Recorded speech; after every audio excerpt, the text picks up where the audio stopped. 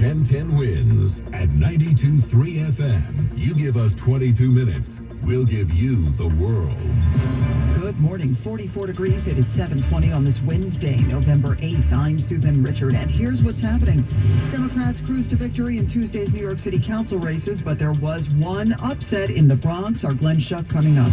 Cops searching for one very scary guy in the subway.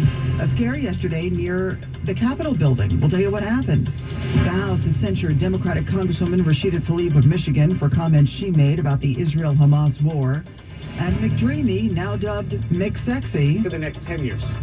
I don't know why there should be anybody after me, to be honest with you. We'll explain. In sports, Rangers won, Islanders and Devils lost. AccuWeather, mostly sunny, breezy, cool today with a high of 54. Wednesday news time, 7:21. Let's get traffic and transit from Karen Stewart.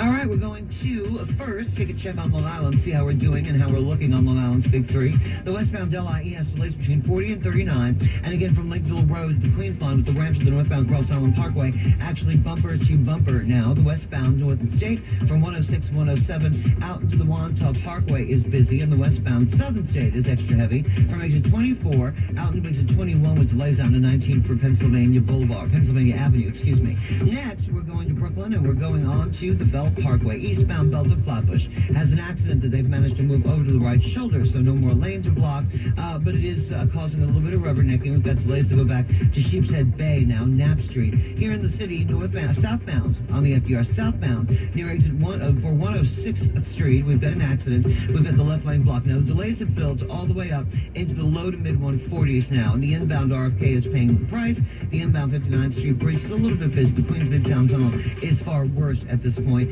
Mass transit, we still have the J train suspended both ways from Broad Street to Chambers due to a brake activation. Traffic this time around is sponsored by Con Edison. Our next report is 7:31. I'm Karen Stewart, 1010 wins on 92.3 FM. Did you know that Orange and Rockland customers have exclusive access to rebates, whether you rent, own a home, or run a business? Hello YouTube, Freddie Cardona here. Welcome back to a looking back edition of Driving in the News. Not sure what day this actual video will upload. New York City Council races split along party lines with a Democratic victory in Brooklyn and a GOP winner in the Bronx. It appears Democratic incumbent Marjorie Velasquez has lost her council seat in the Bronx to Republican Christy Marmorato, about a 5% margin there. Now in Brooklyn's redrawn 47th, an easier than expected win for Justin Brannon over Ari Kagan. Tonight the campaign ends and tomorrow the work really continues. And I am a proud Democrat, but I'm a public servant first and foremost. Some election night history in Harlem. Yusef Salaam, one of the exonerated Central Park Five, wins a seat in the council. I never thought I wasn't going to make it. I keep my eyes on the prize. I saw the light at the end of the tunnel. Jersey Republicans had hoped to win back control in the legislature in Trenton for the first time in nearly 2 decades, but it was not to be. Glenn Schuck, 1010 wins on 92.3 FM. There were some big races on Long Island to tell you about. Ed Romaine becomes the first Republican elected as county executive here in Suffolk since 1999. I need you all, because we all need to be together to move this county forward, to change what is happening now for the better. Romaine tells me he has plans to bring more affordable housing to Suffolk. He wants to cut the county tax for utilities like heating oil and electricity. And he says, common sense agenda that moves us forward, that keeps our taxes low, that keeps us affordable, that makes sure that we're safer, that our law enforcement has the tools they need to do the job. Republicans were also successful in Nassau County. All 3 Republicans up for town supervisor positions won in Hempstead, North Hempstead, and Oyster Bay. Sophia Hall, 1010 wins on 92.3 FM on Long Island. Nationally, the abortion debate helped Democrats emerge victorious in several states, including in Virginia, where they can now block a 15-week abortion ban that is supported by the governor there. In Virginia, control of the state legislature was on the line, with all 140 General Assembly seats up for grabs on Election Day. And in Kentucky's governor race, the people of Kentucky elected me as just the third 2 consecutive term governor in our history.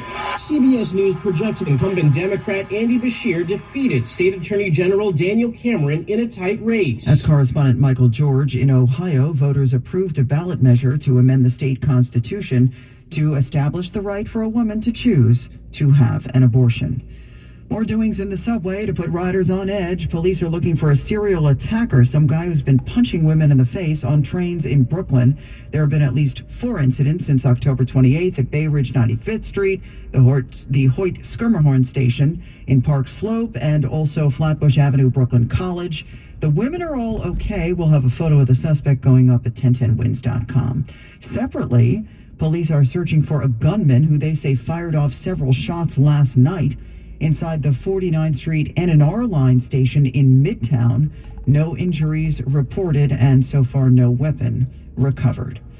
44 degrees and clear, the humidity 53%, the winds are northwest at 8, 44. We're heading up to a mostly sunny 54 in Central Park. Winds news time 7:26. Now Bloomberg Money Watch and Steve Potusk. Even as online shopping is expected to keep growing this holiday season, Susan, eBay is expecting things to be bleak. The company is looking for overall sales to disappoint as it loses shoppers to larger rivals such as Amazon and Walmart. Now, it's falling behind despite recent efforts to stand out, such as selling watches and other luxury items, along with lower-priced refurbished merchandise. And eBay just opened a collectible sneaker store on Canal Street. Now, if you're looking to shop on Thanksgiving Day, you may have to do it online. USA Today says one of the nation's biggest shopping mall operators, Simon Properties, will keep its locations closed on the holiday for a 4th consecutive year. Now, Wall Street is open today, but can it keep its winning ways going? Well, S&P futures are higher by a point.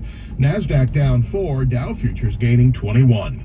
Bloomberg Money Watch at 26 and 56 past every hour. I'm Steve Potusk for 1010 Wins and 92.3 FM. Adventure awaits as you celebrate fall in Rockland County. Located in beautiful Hudson Valley, enjoy 32,000 acres of untouched parkland. Grab your hiking boots and head to Bear Mountain and Harriman State Parks. Launch a kayak into the majestic Hudson River from one of their idyllic river towns. And when you're done exploring the outdoors, experience Rockland County's thriving arts and culture scene, rich history, and delightful dining options. For a solo adventure or family fun getaway, plan your visit today at explorerocklandny.com. Why get an updated COVID vaccine? If you're 65 or older, a COVID vaccine can keep you out of the hospital. And if you have heart disease, a COVID vaccine can help you stay healthy. With COPD or other lung diseases, getting a COVID vaccine can keep you off a ventilator. Anyone can get severely ill from COVID, but some people are more at risk. Know your risk and make sure you're up to date on your COVID vaccine. A message from the New York State Health Department. For the ones who get it done, the most important part is the one you need now, and the best partner is the one who can deliver. That's why millions of maintenance and repair pros trust Grainger, because we have professional-grade supplies for every industry, even hard-to-find products. And we have same-day pickup and next-day delivery on most... Very glary out here today. We have an unwavering commitment. I don't know what day you're watching this or what day I will upload this, but we're looking back to November 8th, 2023. The main news is the election results in certain areas, certain demographics. When your current treatments don't do enough to help control the inflammation beneath the skin, causing plaques and pain, stressing and scratching, it's time to stop hiding and get real with your dermatologist so they can help you get clear.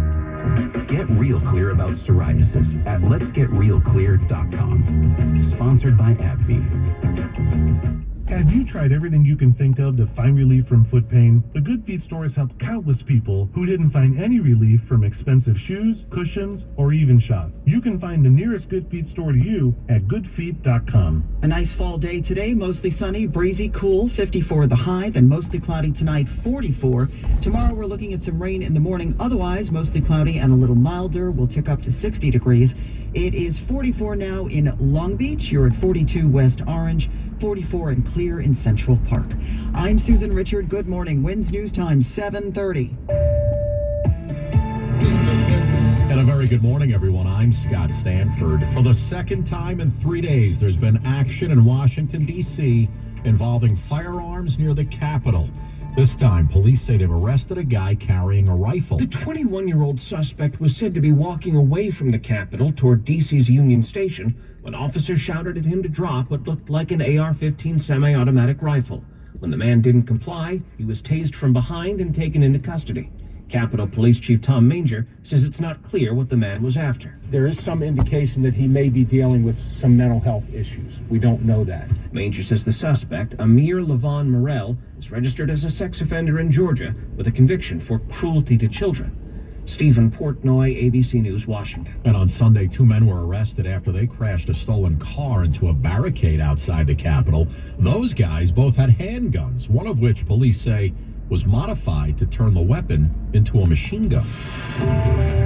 Wins News Time, 7:31. Traffic and transit on the ones. Back out to the roads we go. Here's Karen Stewart. All right, we're going to the northern suburbs. We're going to Rockland County first, southbound Palisades. Near exit 15 for Stony Point, we've got an accident. We've got the right lane blocked. It's been out there since 6:59. The southbound Taconic at north of exit 13 for Underhill Avenue in Yorktown has an accident. And the center and left lanes are blocked, and that's been out there since 6:40.